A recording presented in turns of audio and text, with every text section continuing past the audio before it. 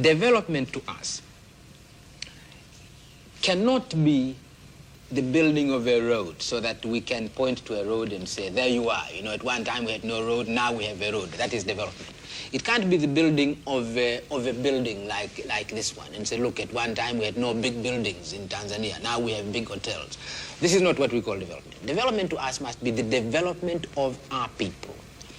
And we are saying it can be brought about by themselves for the purpose of improving their own lives. Now, it does happen that our people are rural people.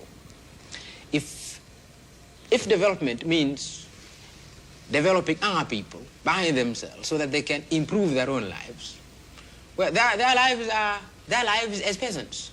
Mm-hmm. And this is where you are going to develop them, because they are going to work as peasants, mm-hmm. to improve their surroundings as peasants, and create, if you like, a new kind of peasant.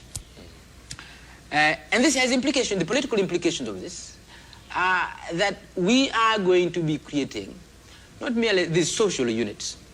These are not simply going to be social units. These are going to be also self-governing units, to the extent to which they will control those affairs which affect their own lives as producers. Should Tanzania develop a viable middle class, and if it did, what role would that middle class play in the socialist revolution?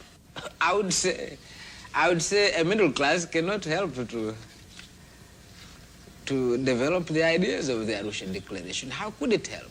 Because we are saying specifically in the Arusha Declaration that we are not going to build classes. We are against the idea of building classes. So a middle class, what is the idea of a middle class? A middle class between what classes? What class are we going to have on top, and what class are we going to have at the bottom, where we are going to have this middle class in between? We don't accept this idea. The ideas of the Arusha Declaration are ideas of developing a dedicated leadership to what we call our revolution. And really, if you are going to think in terms where in other places these educated, highly educated or professional people, they belong to a middle class. We really don't want this idea of calling them a middle class. This is a dedicated leadership